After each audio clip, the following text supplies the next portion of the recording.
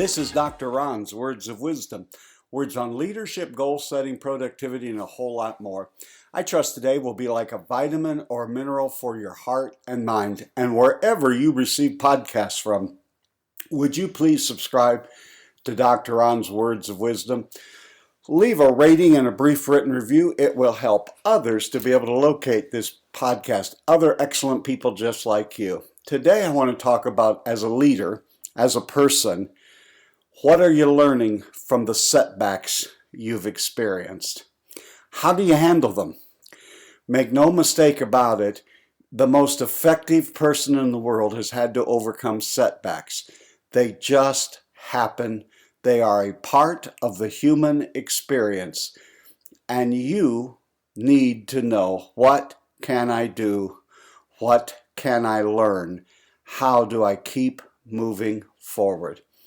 I think one of the things that needs to be said initially is that oftentimes we try to ignore our emotional responses. We are, in fact, as humans, emotional beings, and emotion is part of it. If you've put your heart and your effort into something and you experience a disappointment, you experience a setback, somehow it didn't just exactly work out the way that you intended or desired for it to work out, it's okay to be disappointed. Give yourself permission to be disappointed. You've invested a lot of yourself into this particular area. Setback came. It's just normal to be disappointed. Oftentimes we feel that when we are feeling somewhat a tad bit discouraged or certainly disappointed about a setback, that somehow that is the abnormal response, when in reality, that is a normal, expected feeling that you would have when you go through all of that. One of the things right from the beginning when you're dealing with a setback is you must see that there's always room for improvement. Every one of us are never a finished package or product. There is always some area, there are always areas meant for improvement. I would say you have to learn the lesson. In every disappointment, every heartache, even something as serious as someone would give it the tag a failure, this experiment failed, there's always a lesson to be learned. Now, that's not what you want to hear the moment you enter into it, because you're discouraged, you're downhearted, you just feel awful. Again, I've already said, acknowledge that. I don't think it's bad to spend a little bit of time licking your wounds and being hurt, but you can't move there, you can't stay there. Someday you'll look back on this disappointment as a reference, but the worst thing you can do is to take up residence there. Don't stay where you are. Then I believe the immediate outworking of that should be, what is important to learn here? What not only did I learn about the project or the issue at hand, more importantly, what have I learned about myself? What have I learned about others? What have I learned that I need to do things differently? Is there some way that I set myself up? Now, not every setback is something that you did wrong. Oftentimes, the reasons they come are because of circumstances that truly, really are beyond our control. But if you're into a learning mode, and as a leader, you have to be in a learning mode, is what did I do to contribute to this that I can change or do differently the next time I'm involved in a situation like that? And as you do the post-op and as you do the audit of it, I'm not saying autopsy, when you do the audit of it, you just have to analyze the entire situation. It's very difficult to learn from something if we run from it as fast as we can. Now, you notice I just said a moment ago, you can't take up residence there. We don't want you to move there. We don't want you to live there. But you do have to take adequate time to analyze everything that happened and what did I do? What could I have done differently? Was there something that I should have seen but didn't? And then, frankly, is some of it just the things that happen in life that are unforeseen? Make sure you take good notes.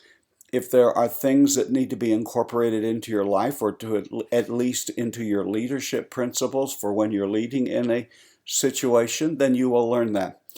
One of the other things that setbacks do for us as leaders is it helps us to get in touch with our emotional side. When you put a lot of heart and a lot of effort, and you're really, unfortunately at times, your identity is even tied up in certain projects and things, it really helps us to get a grip and to learn how to manage and have some control over our emotions. It also is a good time to step back and to look at the thing clearly and adequately and say, was I more emotionally invested in this than I really should have been, or perhaps the better way to say it, than what is healthy? Oftentimes we get so emotionally wound up with something that it clouds our judgment, clouds our thinking, it clogs our ears to hear information. We have a confirmation bias. We only want to receive news that reinforces what we want to do, and that we really weren't as open. And perhaps that's a wonderful lesson to learn from a setback is there things and at times when I plunge ahead with inadequate information. And when you're going through a setback, find someone that can help you and can advise you. If it's a peer, that's wonderful. If it's someone that you look up to, whether it's a mentor, a friend, a confidant, and then recount the story to them, and then be open and willing to accept their advice and their help. It doesn't mean that you always need to do that, but it is wonderful to be able to have someone that you have confidence in, that you can talk with them, and they're not going to betray your confidence. They're not going to go and rat you out, as it were, but they'll help you maybe to see things. And mostly they should listen, there's no doubt about it. But if you're open for feedback and they're a person whose opinion you trust and appreciate, I would have my listening ears on for what they have to say. I have learned through the minor setbacks of life is where I have developed being more flexible and adaptable. I'm believing in the early days of my leading, I was neither flexible nor adaptable. I knew what I wanted to do. I was full speed ahead. I had my ideas, and there I worked them. And oftentimes, the setbacks that I experienced early on were more than likely not from unforeseen circumstances, but for my own hard-headedness. I think if nothing else, setbacks teach us that there's more than one way to do something, that no one of us has all of the answers, that we can be flexible. There's more than one way to get the same thing accomplished. I believe another kind of an attribute that really what happens when you come back from setbacks is you develop a spirit and an attitude of resilience, which is absolutely a must-have on all leaders' lists, is I've learned to keep trying. Not very often in life does the first time you attempt something is going to be the one that works. Now, most of us are way too old, and none of us remember when we learned to walk. But my guess is none of us were born walking. It was an acquired skill. It took a lot of coaching, a lot of coaxing. It also took some bumps, bruises, splats, falling. But we didn't give up and say, well, I didn't walk today, therefore I'm just going to stay in the crib the rest of my life. We kept walking. If you know how to ride a bicycle, you have scratches and scrapes. Very few people, I don't know that I know anyone who the first time they got on a bicycle just drove off into the wild blue yonder, a perfect bicycle rider. You again needed coaching and coaxing.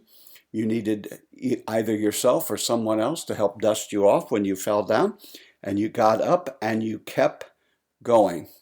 I'm wanting to make sure that you understand that when I'm using the word setback, I'm not talking about an explosion. I'm talking about things that are just little things that happen, maybe a hiccup, a sort of a minor, the whole company isn't going to shut down, your whole livelihood isn't going to go out of business. But what I have discovered and why I am dedicating a podcast to this is Oftentimes, more people trip over molehills than trip over mountains. And it is amazing to me that over the years, I have seen people give up just because of a relatively minor setback. One of the other things that setbacks have taught me over the years is that discomfort and disappointment will be your companions. I won't say constant companions. Maybe the better way to describe it is they will be your regular partners if you're going to be in leadership. Being in leadership means I am uncomfortable a lot of the time.